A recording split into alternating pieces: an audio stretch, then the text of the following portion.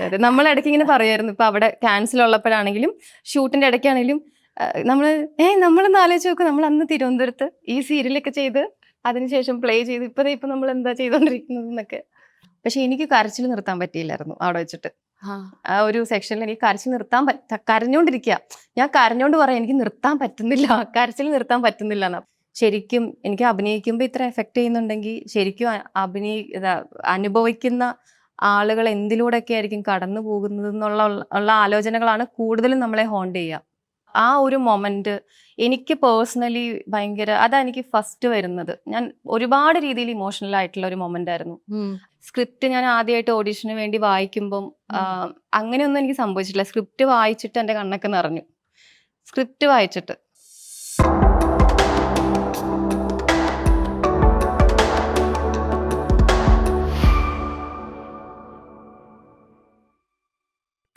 Hello and welcome everybody to the show. നമ്മളോടൊപ്പം ഉള്ളത് ദിവ്യ പ്രഭയാണ്. And ദിവ്യ നിങ്ങൾക്ക് എല്ലാവർക്കും അറിയാം ക്യാൻ റിട്ടേൺഡ് ആണ്. ആൻഡ് കുറച്ച് നാളായി അതിനുശേഷം ഇറ്റലിയൊക്കെ കറങ്ങി തിരിഞ്ഞ് കേരളത്തിൽ വന്ന് എനിക്ക് ഇപ്പോഴാണോ ഒന്ന് കിട്ടിയത് ദിവ്യനെ. Welcome to the show Divya. Thank you so much. Divya ഞാൻ അറിയിപ്പ് കണ്ടിരുന്നു and I thought you were so good in it. Thank you. എനിക്ക് എങ്ങനെയാ ഞാൻ പറയാം, ആ ഒരു മൊമെന്റ് ഉണ്ടല്ലോ, കുഞ്ചാക്കോ ബോബൻ അടുത്ത് വന്നിട്ട് ദിവ്യ മേളിലേക്ക് നോക്കുന്ന ഒരു മൊമെന്റ് ഉണ്ട്, കണ്ണ് നിറഞ്ഞ് കരഞ്ഞ്.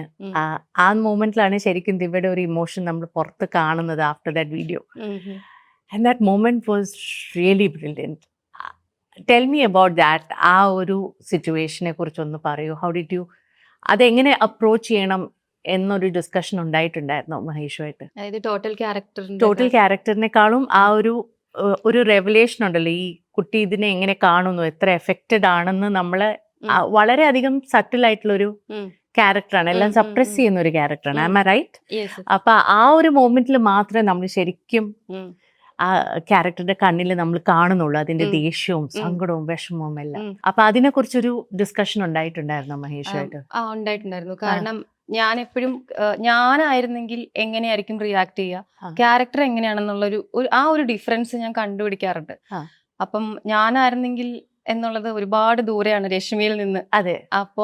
അപ്പൊ മാക്സിമം ആ ക്യാരക്ടറിന്റെ ബാക്ക്ഗ്രൗണ്ടും എത്രത്തോളം പ്രിവിലേജ് ആയിട്ടുള്ള സ്പേസിലാണ് നിൽക്കുന്നത്, അവർ ഇതിനു മുമ്പ് ഇങ്ങനെ എന്തെങ്കിലുമൊക്കെ അനുഭവിച്ചിട്ടുണ്ടോ, ഇതിനു മുമ്പ് ഫേസ് ചെയ്യേണ്ടി വന്നിട്ടുണ്ടോ, അങ്ങനെ ഒരുപാട് ക്വസ്റ്റ്യൻസ് അങ്ങോട്ടും ഇങ്ങോട്ടും ഡിസ്കസ് ചെയ്തിട്ട് തന്നെയാണ് ചെയ്തത്. ഞാൻ ക്യാനിലെ കാര്യം പറയട്ടെ. ഒന്ന്, I loved what you were wearing. It was a beautiful brown, copper brown dress. ആ ഒരു ഫുൾ പിക്ചർ, ആ ഇമേജറി എൻ്റെ മനസ്സിൽ ഇപ്പോഴും ഉണ്ട്. കനി ഒരു ഗ്രീൻ സാരിയിലും you wearing a red magenta sari, pink magenta pink sari, നിങ്ങൾ സ്റ്റേജിൽ പോകുന്നതും അതെല്ലാം എൻ്റെ മനസ്സിലുണ്ട്. ഇപ്പൊ ദിവ്യക്ക് ആ ഒരു ഫേസ് ഉണ്ടല്ലോ, ഓൾമോസ്റ്റ് സർറിയൽ ആയിട്ട് തോന്നുന്നുണ്ടായിരിക്കും അല്ലെ, മാജിക്കൽ പോലെ. എനിക്ക് തോന്നുന്നു ഇപ്പൊ കുറച്ച് റിയൽ ആയി തുടങ്ങി തോന്നുന്നു. അപ്പൊ തൊട്ട് കുറെ നാളെടുത്തു അത് പ്രോസസ് ചെയ്യാൻ വേണ്ടിയിട്ട്. പിന്നെ അവിടെ ഉള്ളപ്പം അതിന്റെ ഒരു വലിപ്പം മനസ്സിലായിട്ടില്ല. ഞാൻ ബേസിക്കലി എവിടെയാണോ അവിടെ എന്നുള്ള ആ ഒരു സ്ഥലത്ത് മാക്സിമം ബ്ലെൻഡായിട്ട് നിൽക്കുന്ന ആളാണ്. അപ്പൊ അവിടെ എത്തിയപ്പോ തൊട്ട് അവിടെ നമ്മൾ എൻജോയ് ചെയ്യുന്നു, അവിടെ ഫെസ്റ്റിവൽ അറ്റൻഡ് ചെയ്യുന്നു, അങ്ങനെയായിരുന്നു. പക്ഷെ തിരിച്ചു വന്ന്, അല്ലെങ്കിൽ അതിനുശേഷം ഞാൻ ഇറ്റലി ട്രിപ്പ് പോയിട്ടുണ്ടായിരുന്നു. അപ്പൊ തൊട്ട് വന്ന ഫോൺ കോൾസും തിരിച്ചു വന്നിട്ടാണ് ഇതെല്ലാം കാണുന്നത്, ഈ മീഡിയയിൽ വന്നിട്ടുള്ള ന്യൂസും ഇതിന്റെ ഒരു ഹൈപ്പ് എത്രത്തോളം ഉണ്ടെന്നൊക്കെ. പിന്നെയാണ് ആ റിയാലിറ്റിയിലോട്ട് കടന്നത്. ഓക്കെ, ഇത് ഇങ്ങനെ ഇത്രയും വലിയൊരു സംഭവമാണ് സംഭവിച്ചത് എന്നുള്ളത്. പിന്നെ വന്ന് ഞാൻ തന്നെ ഫോട്ടോസൊക്കെ ഗാലറിയിൽ ഇങ്ങനെ നോക്കിയിട്ടാണ് ഇതൊക്കെ സംഭവിച്ചു എന്നൊക്കെയുള്ള ഒരു റിയാലിറ്റിയിലോട്ട് കടന്നത് ഇപ്പോഴാണ്. തീർച്ചയായിട്ടും ഭയങ്കര സെറിയിലായിരുന്നു ആ മൊമെന്റ്സ്. ദിവ്യക്ക് ഇപ്പൊ ആ ക്യാനിലേക്ക് പോവുകയാണെങ്കിൽ, തിരിച്ചു പോവുകയാണെങ്കിൽ, അവിടെ നിന്ന് എനിക്ക് ജീവിതത്തിൽ എനിക്ക് ഒരു മെമ്മറി കീപ്പ് ചെയ്യാൻ പറ്റും അവിടെ നിന്ന്, ക്യാൻ എക്സ്പീരിയൻസിൽ നിന്ന്. അങ്ങനെയാണെങ്കിൽ അതിൽ ഏത് ദിവസം, എന്ത് മൂമെന്റ് ആയിരിക്കും, എന്ത് മെമ്മറി ആയിരിക്കും that you would like to hold really close to your heart? ഒരു മെമ്മറി മാത്രമേ വെക്കാൻ പറ്റുള്ളൂ. എനിക്ക് തോന്നുന്നു സിനിമ എല്ലാരെയും കൂടി ഇരുന്ന് കണ്ടിട്ട്, അപ്പൊ എന്റെ സൈഡിൽ പായലായിരുന്നു, ലൈറ്റ് സിനിമ ഞാൻ ആദ്യമായിട്ട് കാണുകയാണ്. എന്റെ തൊട്ടിപ്പുറത്ത് പായലാണുള്ളത്, ഇപ്പുറത്ത് ഹൃദുവാണ്. നമ്മളെല്ലാ ക്രൂ എല്ലാരും കൂടി ഇരുന്നിട്ട് കണ്ടിട്ട് ആ സിനിമ കഴിഞ്ഞ് ഫിലിം ബൈ പായൽ കബാഡിയ എന്ന് എഴുതി കാണിച്ചിട്ടുള്ള ആ ഒരു മൊമെന്റ് എനിക്ക് പേഴ്സണലി ഭയങ്കര, അതാ എനിക്ക് ഫസ്റ്റ് വരുന്നത്. ഞാൻ ഒരുപാട് രീതിയിൽ ഇമോഷണൽ ആയിട്ടുള്ള ഒരു മൊമെന്റ് ആയിരുന്നു. അത് കഴിഞ്ഞിട്ടാണ് ഈ ഗ്രാൻഡ് പ്രീ ചിലപ്പോൾ വരുന്നുണ്ടാവുള്ളൂ. വൈ ഡിഡ് യു സേ ഒരുപാട് രീതിയിൽ ഇമോഷണൽ ആയിട്ടുള്ള ഒരു മൊമെന്റ് ആയിരുന്നു? ഞാൻ അച്ഛനെയൊക്കെ ആലോചിച്ചു. പേഴ്സണലിയും കൂടെ ഞാൻ വലിയൊരു മൊമെന്റ് ആയിരുന്നല്ലോ. അപ്പം പേഴ്സണലി അച്ഛനെയൊക്കെ ആലോചിച്ചു. ഒരു 8 months കണക്റ്റഡ് ആയിട്ട് ഇരുന്നിട്ട് വർക്ക് ചെയ്ത ഒരു ഫിലിമാണ്. വർക്ക്ഷോപ്പും ഓഡീഷനും എല്ലാം കൂടി. അപ്പം അതിൻ്റെയൊക്കെ ആകെ ഒരു റിസൾട്ടാണല്ലോ ആ സിനിമ. അപ്പം നമ്മളതിരുന്ന് കാണുമ്പം കൂടുതലും സിനിമയിലല്ല ഞാൻ അധികം ഇൻവോൾവ് ആവാൻ പറ്റിയിട്ടില്ല. നമ്മൾ വർക്ക്ഷോപ്പ് ചെയ്തതും നമ്മൾ ഇവിടെ കൊണ്ടെത്തിച്ചത് ഒരുപാട് പണിയെടുത്തിട്ടാണ് നമ്മളെല്ലാവരും, ക്രൂവിലെ എല്ലാ ആൾക്കാരും ഇവിടെ ഇങ്ങനെ ഒരു സിനിമ ആയിരിക്കുന്നത്. അപ്പം പാരലലി അങ്ങനത്തെ തോട്ട്സും കൂടെ എനിക്ക് പോയിട്ടുണ്ടായിരുന്നു സിനിമ കണ്ടുകൊണ്ടിരിക്കുമ്പോൾ. അപ്പം അതിൻ്റെ എല്ലാം കൂടെ ഇമോഷണലി ഞാൻ കരഞ്ഞു തോന്നുന്നുണ്ട് ആ മൊമെന്റ്. ഞാൻ വളരെ റെയറായിട്ട് അങ്ങനെ കരയാൻ, ഞാൻ കംഫർട്ട് സോണിൽ കരയുന്ന ഒരാളാണ്. പക്ഷെ അപ്പം ഞാൻ കരഞ്ഞു എണീറ്റിട്ട്. അപ്പം ഞാൻ പായലിനൊരു ഹഗ് ചെയ്തിട്ടുണ്ടായിരുന്നു. അത് എനിക്ക് ഭയങ്കര മൊമെന്റ് ആയിട്ട് തോന്നി. എന്താണ് പായലിൽ ഇത്രയും പ്രത്യേകതയുള്ളത്? കാരണം ഇതിനു മുമ്പ് ഡോക്യുമെന്ററീസ് അയച്ചിട്ടുണ്ട്. What do you think is her style of film making that makes her so special? കാരണം ഇത് ക്യാനിൽ എത്തിപ്പെടുക അത് എളുപ്പമല്ല. And it's not the first time she's going there. അപ്പോൾ എന്താണ് special about Payal as a director and as a person? അത് രണ്ടും കൂടി ചേരുമ്പോഴാണല്ലോ ഇതുപോലെ ഒരു പ്രോഡക്റ്റ് വരിക. അതെ. അപ്പൊ എനിക്ക് തോന്നുന്നു ആസ് എ പേഴ്സൺ തന്നെ പറയണം തോന്നുന്നു ഫസ്റ്റ്. അത്രയും കൊളാബറേറ്റീവ് ആണ്. ഇപ്പം സ്വന്തമായിട്ട് എഴുതിയ സ്ക്രിപ്റ്റ്, ഇതാണ് സ്ക്രിപ്റ്റ്, ഇതാണ് ഡയലോഗ്സ്, ഇത് നിങ്ങൾ അങ്ങനെയല്ല, ഇത് എങ്ങനെ ഉണ്ടെന്ന് ചോദിക്കുന്ന ഒരു ഫിലിം മേക്കർ എന്ന് ആലോചിച്ച് നോക്കുക. ഇത് എന്ത് തോന്നുന്നു? ആദ്യം നമുക്ക് ആ ഒരു ക്യാരക്ടർ എന്താന്ന് ഡിസ്ക്രൈബ് ചെയ്ത് തന്നിട്ട് നമ്മൾ ടോട്ടലി അതിനകത്ത് ഇൻവോൾവ് ചെയ്യിക്കും. അത് കഴിഞ്ഞിട്ട് നമ്മുടെ ഭാഗത്തുനിന്ന് വരുന്ന ഒപ്പീനിയൻസ് എല്ലാം ആക്ച്വലി തന്നെ അത് ശരിക്കും ശരിയായിരിക്കും വരുന്നതൊക്കെ. അതിലോട്ട് നമ്മൾ ആദ്യമേ കൊണ്ടിടും. അപ്പം അത് ആക്ടേഴ്സിനെ മാത്രമല്ല, ആ ഒരു ഹോൾ പ്രോസസ്സിൽ ക്രൂവിലുള്ള എല്ലാ ആൾക്കാർക്കും അതിനെക്കുറിച്ചുള്ള ധാരണയുണ്ട്. അത് കോസ്റ്റ്യൂം ഡിപ്പാർട്ട്മെന്റ് ആണെങ്കിലും AD ആണെങ്കിലും എല്ലാവർക്കും അതിനെക്കുറിച്ചുള്ളൊരു ധാരണ ഉണ്ടായിരിക്കുക എന്ന് പറയുന്നത് എനിക്ക് എല്ലാ സെറ്റുകളിലും എനിക്ക് അങ്ങനെ തോന്നിയിട്ടില്ല. അപ്പം അത്രയും ഇൻക്ലൂസീവ് ആകുമ്പം അതിന്റെ റിസൾട്ടും നന്നാവും തോന്നുന്നുണ്ട്. അതുപോലെ സ്ക്രിപ്റ്റ് ഞാൻ ആദ്യമായിട്ട് ഓഡീഷന് വേണ്ടി വായിക്കുമ്പം അങ്ങനെയൊന്നും എനിക്ക് സംഭവിച്ചിട്ടില്ല. സ്ക്രിപ്റ്റ് വായിച്ചിട്ട് എൻ്റെ കണ്ണൊക്കെ നിറഞ്ഞു. സ്ക്രിപ്റ്റ് വായിച്ചിട്ട് അപ്പം ശരിക്കും ഇത് ചെയ്യണം. ഏറ്റവും ആദ്യം എനിക്ക് പ്രഭ എന്ന് പറഞ്ഞിട്ടുള്ള കനി ചെയ്ത റോളിന് വേണ്ടിയിട്ടാണ് വന്നത്. അപ്പം പ്രഭയിലൂടെയാണല്ലോ എനിക്ക് പ്രഭയാണ് ആദ്യം ചെയ്യാൻ വേണ്ടി വന്ന റോള്. അപ്പൊ ഉറപ്പായിട്ടും നമ്മൾ ആദ്യം സ്ക്രിപ്റ്റ് വായിക്കുമ്പോൾ പ്രഭയിലൂടെ ആയിരിക്കും നമ്മൾ പോവുക. ബാക്കിയുള്ളത് കുറച്ചൊന്ന് സൈഡ് ലൈൻ ചെയ്തിട്ട്, കാരണം ഞാൻ ഓഡിഷൻ ചെയ്യേണ്ടത് പ്രഭയാണ്. അപ്പൊ പ്രഭയിലൂടെ പോയപ്പം എനിക്ക് ശരിക്കും ഭയങ്കര സങ്കടം തോന്നി. ശരിക്കും ഭയങ്കര ഇൻവോൾവ് ആയിരുന്നു. അതിന് ഞാൻ മാർക്ക് ചെയ്തിട്ടുണ്ടായിരുന്നു കുറച്ച്. അത് കഴിഞ്ഞിട്ട് ഞാൻ കനിയോട് പറഞ്ഞിട്ടുണ്ടായിരുന്നത്, ഞാൻ പ്രഭ എന്നുള്ള POV വായിച്ചപ്പോൾ ഇന്ന സീൻസ് എനിക്ക് ഭയങ്കരമായിട്ട് ടച്ചിങ് ആയിരുന്നു. അങ്ങനെ അപ്പം ഒരു ഫിലിം മേക്കറിന്, ഒരു റൈറ്ററിന്, ഒരു ആക്ടറിന് ഫസ്റ്റ് തന്നെ ആ സ്ക്രിപ്റ്റ് വായിക്കുമ്പോൾ, നമ്മളിപ്പോ ഒരു സ്ക്രിപ്റ്റ് വായിക്കുമ്പോൾ നമ്മളുടെ ഇമാജിനേഷനിലാണ് വായിക്കുന്നത്. ഒരു പക്ഷേ ഫിലിം മേക്കർ കണ്ടിട്ടുള്ള വിഷ്വൽസ് ആയിരിക്കില്ല നമുക്ക് വരുന്നത്. പക്ഷേ എനിക്ക് ഈ സിനിമ ചെയ്തപ്പോൾ പല സീൻസുകളും എവിടേക്കോ ഞാൻ കണ്ടെടുത്താണ് നിൽക്കുന്നത്. അപ്പൊ അത് ആ റൈറ്റിങ്ങിന്റെ ഒരു ക്വാളിറ്റി ആയിട്ട് തോന്നി. അതെ. അപ്പം അത് അങ്ങനെയൊക്കെയാണ് എനിക്ക് പറയാൻ തോന്നുന്നത് പായലിനെ കുറിച്ച്. അതുപോലെ ഒരു കുറേ സ്ത്രീകൾ ഒന്നിച്ചുണ്ടാക്കിയ ഒരു സിനിമയാണ്. അതെ, ഒരുപാട് സ്ത്രീകളുണ്ട്. ഒരു വളരെയധികം പേട്രിയാർക്കൽ ആയിട്ടുള്ള സ്ട്രക്ചേഴ്സ് ആണ് ഇന്നും സിനിമ. അതിനകത്തൊരു സ്പേസ് ഉണ്ടാക്കി ഇതുപോലെ ഒരു വലിയൊരു പ്ലാറ്റ്ഫോമിൽ ഗ്രാൻഡ് പ്രീ കിട്ടുക അതൊരു ചെറിയ സംഭവമല്ല. What was the energy like സെറ്റ്സിൽ?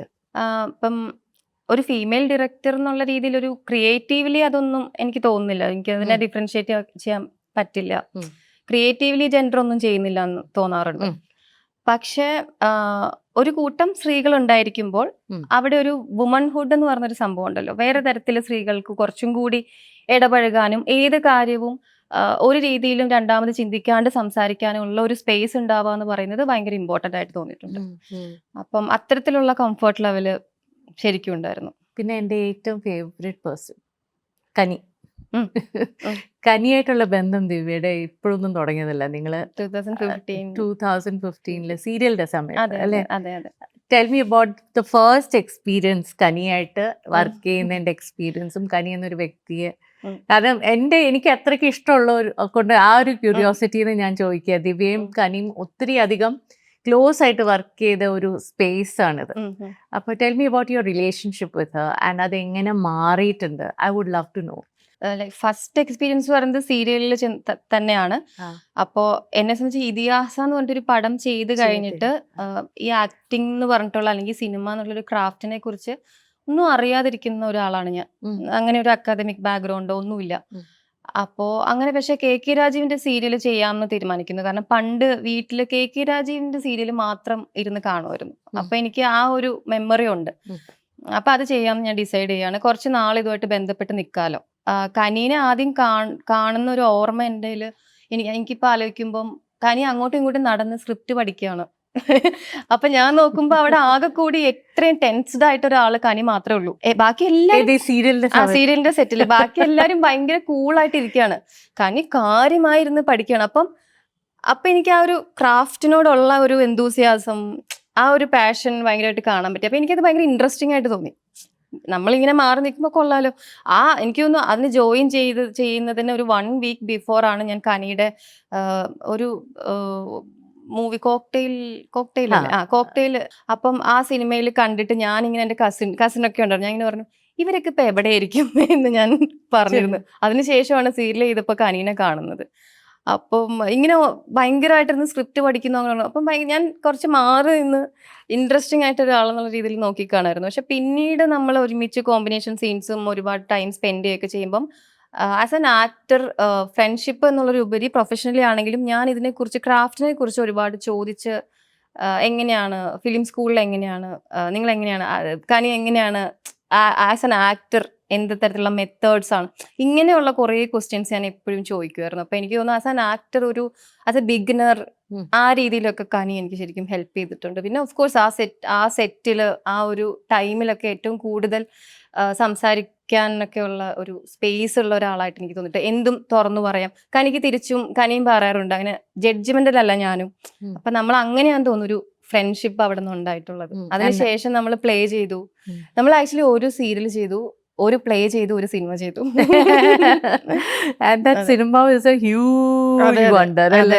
നമ്മൾ ഇടയ്ക്ക് ഇങ്ങനെ പറയായിരുന്നു. ഇപ്പൊ അവിടെ ക്യാൻസൽ ഉള്ളപ്പോഴാണെങ്കിലും ഷൂട്ടിന്റെ ഇടയ്ക്കാണെങ്കിലും നമ്മളൊന്ന് ആലോചിച്ച് നോക്കും. നമ്മൾ അന്ന് തിരുവനന്തപുരത്ത് ഈ സീരിയലൊക്കെ ചെയ്ത് അതിനുശേഷം പ്ലേ ചെയ്ത് ഇപ്പൊ നമ്മൾ എന്താ ചെയ്തോണ്ടിരിക്കുന്നത് എന്നൊക്കെ. ദിവ്യ, ഒരു ആക്ടറിന്റെ ഏറ്റവും വലിയൊരു പോയിന്റ് എന്ന് പറയുന്നത് like you rightly pointed out is giving up on you inhibitions. അപ്പൊ ദിവ്യക്ക് എവിടെയൊക്കെയാണ് ഒരു പോയിന്റ് വന്നത് വേർ യു ഫെൽറ്റ് ഈ ഒരു ബാരിയർ എനിക്ക് ക്രോസ് ചെയ്യണം, അല്ലെങ്കിൽ ആസ് ആൻ ആക്ടർ എനിക്ക് ഇത് ചെയ്താലേ ഞാനൊരു അടുത്ത ലെവലിലേക്ക് പോവുള്ളൂ? അതൊരു ഇന്റേണൽ പ്രോസസ്സായ അതാവാം, അല്ലെങ്കിൽ ഒരു സ്ക്രിപ്റ്റ് ലെവലിലോ ഒരു ക്യാരക്ടർ ലെവലിലാവാം. പക്ഷെ അങ്ങനെ എവിടെയെങ്കിലും ഒരു പോയിന്റിൽ സ്റ്റക്കായിട്ട് ഞാൻ തന്നെ ഈ എഫേർട്ട് എടുത്താലേ അടുത്ത ലെവലിലേക്ക് പോവുള്ളൂ എന്ന് തോന്നിയിട്ടുണ്ട്. അതെനിക്കൊന്ന് ഓരോ സിനിമ കഴിയുമ്പോഴും ഇപ്പൊ ഇൻഹിബിഷൻ എന്ന് പറഞ്ഞാൽ ഓരോ ലെയർ ആയിട്ട് പറയുകയാണെങ്കിൽ ഒരു സർക്കിൾ ആണെങ്കിൽ ഇതിങ്ങനെ ഏറ്റവും ആദ്യം മറ്റേ മുട്ടയുടെ തോട് പൊളിയുന്ന പോലെ ഇങ്ങനെ പതുക്കെ പതുക്കെ പതുക്കെ ആയിരിക്കും. ഇപ്പൊ എനിക്കിപ്പോ പായലിന്റെ മൂവി കഴിഞ്ഞിട്ട് എനിക്ക് എന്റെ ഉള്ളിൽ നിന്ന് പോയ ഒരുപാട് കാര്യങ്ങളുണ്ട്. ഈ ഇൻഹിബിഷൻസിൽ വരുന്ന ലിസ്റ്റിൽ വരുന്ന കാര്യങ്ങൾ അതെല്ലാം. എന്താണ് ഞാൻ ചോദിച്ചോട്ടെ, എന്താണ് ഞാൻ കണ്ടിട്ടില്ല സിനിമ. അതായത് അതിൽ ഒരുപാട് ഇന്റിമസി സീൻസ് ഉണ്ട്. നമുക്ക് കുറച്ചും കൂടെ ബോഡിലി ഇൻവോൾവ് ആയിട്ട് നമ്മളെ ബോഡി അങ്ങനത്തെ ഒരു ചില ഇതുണ്ട്. അപ്പം കൂടുതൽ എനിക്ക് റിവീൽ ചെയ്യാൻ പറ്റില്ല. പക്ഷെ എനിക്കൊന്ന് അതിന് മുമ്പേ തന്നെ ഞാൻ പ്ലേ ചെയ്ത സമയത്ത് പ്ലേ ചെയ്തത് ഭയങ്കരമായിട്ട് ഹെൽപ്പ് ചെയ്തിട്ടുണ്ട്. തിയേറ്റർ ചെയ്തത് ആ സമയത്താണ് കുറച്ചും കൂടെ തിയേറ്റർ ചെയ്തതിന് ശേഷം ചെയ്തിട്ടുള്ള സിനിമകളിൽ എനിക്ക് കുറച്ചും കൂടെ ഒരു ക്യാരക്ടറിനെ എങ്ങനെ അപ്രോച്ച് ചെയ്യണം, ഏത് തരത്തിൽ പണിയെടുക്കണം ഈ ക്യാരക്ടർ നന്നാവാൻ എന്നുള്ള ഒരു ബോധമൊക്കെ ഉണ്ടായിട്ടുണ്ട്. പ്ലസ് അതിന്റെ കൂടെ ഇൻഹിബിഷൻ ഈ പറയുന്ന നമ്മളെല്ലാരും കൂടി ചേർന്നിട്ട് പല തരത്തിലുള്ള എക്സസൈസുകളാണ് ചെയ്യുന്നത്. അത് എല്ലാ അറ്റത്തോട്ടും നമ്മൾ പോകും, എല്ലാ എക്സ്ട്രീമിലോട്ടും പോകും. അതിനൊരു റെസ്ട്രിക്ഷനും ഇല്ല. അത് ഫിസിക്കലി ഉള്ള എക്സസൈസുകളാണെങ്കിലും എല്ലാ ഇമോഷണലി ഉള്ളതാണെങ്കിലും ഏറ്റവും ടു ദ എക്സ്റ്റെന്റ് എന്തൊക്കെ ചെയ്യാൻ പറ്റും എന്നുള്ളിടത്തോട്ടാണ് പോകുന്നത്. അവിടെ തന്നെ നമ്മളുടെ എന്തൊക്കെയോ തുറന്ന പോലെ തോന്നും. സോറി അതിന് മുമ്പ് പറയാനുള്ള ആദിശക്തിയിൽ ഞാനൊരു വർക്ക്ഷോപ്പ് ചെയ്തിട്ടുണ്ടായിരുന്നു. ഉം. അവിടെയും കുറെ കളഞ്ഞിട്ടാണ് വന്നത്. ആ. അവിടുന്ന് കുറെ കളഞ്ഞു, പ്ലേ ചെയ്തപ്പോ കുറെ കളഞ്ഞു. അവിടെ ഏറ്റവും ഡിഫിക്കൽട്ട് ആയിട്ടുള്ള അവിടെ ഒരു സിറ്റുവേഷൻ എനിക്ക് ഉണ്ട്? ഒരു മൊമെന്റ് ഓർമ്മയുണ്ട്. അതായത് ഒരു നമുക്ക് എന്താ പറയാ, ചിരിക്കാൻ പറയും നമ്മളുടെ അടുത്ത്, അങ്ങേ അറ്റത്ത് ലൗഡായിട്ട് ചിരിക്കാൻ പറയും, ഭയങ്കരമായിട്ട് ദേഷ്യം, പല ടൈപ്പ് ഓഫ് ഇമോഷൻസ്, അതുപോലെ തന്നെ കരയാനും പറയും. പക്ഷെ എനിക്ക് കരച്ചിൽ നിർത്താൻ പറ്റിയില്ലായിരുന്നു അവിടെ വെച്ചിട്ട്. ആ ഒരു സെക്ഷനിൽ എനിക്ക് കരച്ചിൽ നിർത്താൻ കരഞ്ഞോണ്ടിരിക്കുക, ഞാൻ കരഞ്ഞോണ്ട് പറയാം എനിക്ക് നിർത്താൻ പറ്റുന്നില്ല, കരച്ചിൽ നിർത്താൻ പറ്റുന്നില്ല എന്ന്. അപ്പൊ അവിടെ വിനയേട്ടൻ പറഞ്ഞു കുഴപ്പമില്ല, അത് നോർമലാണ്, ഇത് ഭയങ്കര അബ്നോർമൽ ആയിട്ട് എടുക്കണ്ട. ലഞ്ച് ടൈം ആയിരുന്നു, റൂമിൽ പോയി കരഞ്ഞിട്ട് വന്നിട്ട് ലഞ്ച് കഴിക്കാമെന്ന് പറഞ്ഞു. അപ്പൊ എൻ്റെ റൂംമേറ്റ് ഉണ്ടായിരുന്നു നീതു. അപ്പം റൂമിൽ പോയി കുറെ നേരം കരഞ്ഞ് അപ്പൊ എനിക്ക് തോന്നുന്നു എവിടെയെങ്കിലും ഒക്കെ നമ്മൾ ലൈഫിൽ കരയാതെ വെച്ചിരിക്കുന്ന അല്ലെങ്കിൽ ക്ലോഷർ കിട്ടാണ്ട് ഇരിക്കുന്ന കുറെ കാര്യങ്ങൾ ഉണ്ടായിരിക്കും. അപ്പം ഇമോഷൻ അകത്തുനിന്ന് നമ്മൾ ചിലപ്പം ബ്രീത്തിങ് എക്സസൈസ് ഒക്കെ ചെയ്തിട്ടായിരിക്കും ഈ കരച്ചിൽ വന്നിട്ടുണ്ടാവുക. പക്ഷെ എവിടെയെങ്കിലും ഒരു പോയിന്റിൽ അത് ചെന്ന് തട്ടിയിട്ടുണ്ടായിരിക്കാം, ഉള്ളിൽ കിടന്ന ഒരു കരച്ചിൽ പുറത്ത് വന്നതായിരിക്കാം, അതായിരിക്കാം. അപ്പം ആദിശക്തി ആലോചിക്കുമ്പോ എനിക്ക് അത് ഭയങ്കരമായിട്ട് ഓർമ്മ വരും. ഈ ഇന്റിമസി സീനിന്റെ കാര്യം പറഞ്ഞപ്പോ എനിക്ക് അതുപോലെ തന്നെയാണ് ഈ അറിയിപ്പിലെ ഹരീഷും രശ്മി തമ്മിലുള്ള ഒരു ആ സീക്വൻസ് ഉണ്ടല്ലോ, അതെനിക്ക് വല്ലാതെ ഡിസ്റ്റർബ് ചെയ്തു.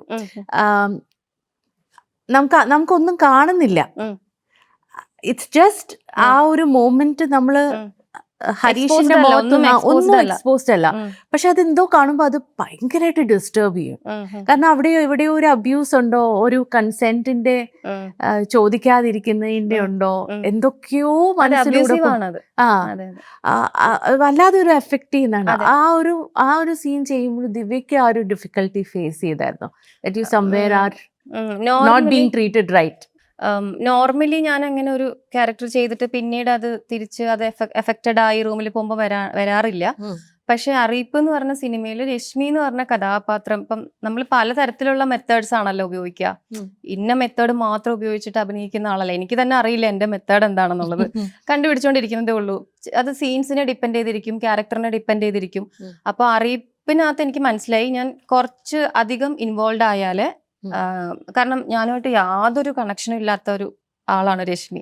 അപ്പൊ കുറച്ചധികം ഞാൻ എഫേർട്ട് എടുത്ത് ഇൻവോൾവ് ആയാൽ മാത്രമേ ഇത് ക്യാരക്ടർ ഉദ്ദേശിക്കുന്ന രീതിയിൽ റിസൾട്ട് ഉണ്ടാവുള്ളൂ എന്ന് എനിക്ക് സ്ക്രിപ്റ്റ് വായിച്ചപ്പോൾ തന്നെ മനസ്സിലായി. അപ്പൊ ഞാൻ അതെന്താ പറഞ്ഞേ, ഞാനുമായിട്ട് ഒട്ടും കണക്ഷൻ ഇല്ലാത്ത ആളാണ് ഞാനായിട്ട് ഒട്ടും എന്ന് വെച്ചാൽ ഒരു പക്ഷേ സോഷ്യോ എക്കണോമിക് സിറ്റുവേഷൻ ശരി മനസ്സിലാക്കാം, അല്ലാതെ എസ്പെഷ്യലി പറയാൻ കാരണം അതിലൊരു വീഡിയോ ലീക്ക് ആവുന്നുണ്ട്. അതിനെ രശ്മി അപ്രോച്ച് ചെയ്ത പോലെ ആയിരിക്കില്ല, ഞാൻ ഭയങ്കര കൂളായിരിക്കും, എന്നെ അത് എഫക്ട് ചെയ്യില്ല. അപ്പം അതുവരെ എത്തിയ പണ്ടേ ഞാൻ അങ്ങനെ ആയിരുന്നു എന്നല്ല, അപ്പൊ നിൽക്കുന്നവർ നമ്മൾ ഇവോൾവ് ചെയ്ത് നമുക്കറിയാലോ എന്തിന് ഇമ്പോർട്ടൻസ് കൊടുക്കണം. അതിനൊക്കെ എഫക്റ്റഡ് ആവാൻ നിൽക്കുവാണെങ്കിൽ പിന്നെ ജീവിക്കാൻ പറ്റില്ല എന്ന് എനിക്കറിയാം. അപ്പോ അത്തരത്തിലുള്ള ഹ്യൂജ് ഡിഫറൻസസ് എനിക്ക് ഫീൽ ചെയ്തത് കൊണ്ട് കുറച്ചും കൂടെ ഇൻവോൾവ് ആവണം തോന്നിയത് കൊണ്ട് തന്നെ ഞാൻ ശരിക്കും ഭയങ്കര ഇൻവോൾവ് ആയിരുന്നു ഈ അറിയിപ്പില്. രശ്മിയിൽ ഡൽഹിന്ന് ആലോചിക്കുമ്പോൾ, ഫരീദാബാദ് എന്ന് ആലോചിക്കുമ്പം എനിക്ക് രശ്മിയുടെ സ്വെറ്ററും അതൊക്കെ സ്മെല്ലൊക്കെ ഓർമ്മ വരും. അപ്പൊ ഇപ്പൊ ക്വസ്റ്റ്യൻ ചോദിച്ചത് ആ ഒരു ഇന്റിമസി സീൻസിന്റെ കാര്യമല്ലേ, അപ്പം അതുകൊണ്ടായിരിക്കാം ആ സിനിമയില് ആ കഥാപാത്രത്തിന്റെ അനുഭവിച്ച പലതും ഡ്യൂറിങ് ഷൂട്ടിങ്ങിന്റെ ആ ടൈമിൽ എന്നെ എഫക്ട് ചെയ്തിട്ടുണ്ട്. അപ്പൊ ഈ ഒരു പെർട്ടിക്കുലർ സീൻസ് കഴിഞ്ഞിട്ടാണെങ്കിലും എന്നെ എന്താ പറയാ ഏറ്റിട്ടുണ്ട്, ശരിക്കും ഏറ്റിട്ടുണ്ട്. ആ ടൈമിലും അതിന്റെ പിറ്റേ ദിവസം അല്ലെങ്കിൽ പിന്നീട് രശ്മി ഹരീഷും താമസിച്ച ആ വീട്ടിൽ പോകുമ്പോൾ നെക്സ്റ്റ് ഡേ ഷൂട്ട് അത്യാവശ്യം ഒരു ക്രോണോളജിക്കൽ ഓർഡറിലാണ് അറിയിപ്പ് ഷൂട്ട് ചെയ്തത്. അപ്പൊ നെക്സ്റ്റ് ഡേ അവിടെ പോയിരിക്കുമ്പോൾ കോസ്റ്റ്യൂം ഇട്ട് അവിടെ പോയിരിക്കുമ്പോൾ തലേ ദിവസം ഇങ്ങനെ നടന്ന വീടായിട്ടാണ് എനിക്ക് തോന്നുന്നത്. പക്ഷെ സ്റ്റോറി വൈസ് അവിടെ നിന്ന് പോയി രശ്മി, പക്ഷെ നമ്മൾ ഈ ലൊക്കേഷൻ സ്പേസ് എന്ന് പറയുന്നത് എനിക്കത് ഓർമ്മ വരും. അപ്പൊ അത്തരത്തിൽ എന്നെ എഫക്ട് ചെയ്തിട്ടുണ്ട് ഉറപ്പായിട്ടും. പിന്നെ ഉറപ്പായിട്ടും ഇത്തരത്തിലുള്ള ഫിസിക്കൽ അബ്യൂസസ് ഫേസ് ചെയ്യുന്ന സ്ത്രീകളെ നമ്മൾ ആലോചിക്കും. ഇത് ജസ്റ്റ് ഒരു സ്റ്റോറി, ഒരു കഥാപാത്രം എന്നുള്ള രീതിയിലല്ലല്ലോ, ഇതെന്തായാലും ഒരു റിഫ്ലക്ഷൻ ആണല്ലോ, നമ്മുടെ സൊസൈറ്റിയുടെ ഒരു റിഫ്ലക്ഷൻ ആണല്ലോ. അപ്പൊ നമ്മളിത് ശരിക്കും എനിക്ക് അഭിനയിക്കുമ്പോൾ ഇത്ര എഫക്ട് ചെയ്യുന്നുണ്ടെങ്കിൽ ശരിക്കും അനുഭവിക്കുന്ന ആളുകൾ എന്തിലൂടെയൊക്കെ ആയിരിക്കും കടന്നു പോകുന്നത് എന്നുള്ള ആലോചനകളാണ് കൂടുതലും നമ്മളെ ഹോണ്ട് ചെയ്യുക. ഇപ്പൊ തന്നെ നമ്മൾ ഈ ഹേമ കമ്മിറ്റി റിപ്പോർട്ടിന്റെ ഈ കാര്യങ്ങളൊക്കെ പുറത്തു വരുമ്പോൾ ദിവ്യ, ദിവ്യ ഇൻഡസ്ട്രിയുടെ ഭാഗമായിട്ട് കുറേ വർഷങ്ങളായി. ഉം. ആൻഡ് ദിവ്യ തുറന്നു പറഞ്ഞാലും പറഞ്ഞില്ലേലും ഉം. പല രീതിയിലും പല തലത്തില് പല ഉം. പ്രശ്നങ്ങൾ നേരിട്ടിട്ടുണ്ടാവും ഉം. ദിവ്യ. ഉം. ഇന്നിപ്പൊ ഈ ഒരു റിപ്പോർട്ട് വരുമ്പോൾ ഉം. ഈ കാര്യങ്ങളൊക്കെ തുറന്നു പറയുന്ന സ്ത്രീകൾ മുന്നോട്ട് വരുമ്പോൾ അതെ. ദിവ്യ എങ്ങനെയാണ് ഒരു ആർട്ടിസ്റ്റ് എന്ന നിലയ്ക്ക് ഉം. ഈ കാര്യങ്ങളൊക്കെ നോക്കിക്കാണുന്നത്? അതുപോലെ ഞാനിപ്പോ സിനിമയിൽ വന്ന സമയത്ത് ഒരിക്കലും എനിക്ക് ആക്ടർ ആവണമെന്നോ സിനിമ വേണമെന്നോ വിചാരിച്ച് വന്ന ആളല്ല. ഇപ്പം എനിക്ക് ആ ഓഫീസിൽ ഉണ്ടായിട്ടുള്ള ഒരു അനുഭവം, ആ ഒരു എക്സ്പീരിയൻസ് ഞാൻ എൻ്റെ ഏറ്റവും ക്ലോസ് ആയിട്ടുള്ള ഒരു കസിനോടും ഏറ്റവും അടുത്ത ഒരു ഫ്രണ്ടിനോടും മാത്രമേ അന്ന് പറഞ്ഞിട്ടുള്ളൂ. അല്ലാണ്ട് എപ്പോഴും ഇതിന്റെ മീഡിയേറ്റർ ആയിട്ട് നിൽക്കുന്ന ആൾക്കാരോട് മാത്രം സംസാരിച്ചിട്ട് ഫിക്സ് ചെയ്യാൻ എനിക്ക് ഭയങ്കര ബുദ്ധിമുട്ടുള്ള ആളാണ്.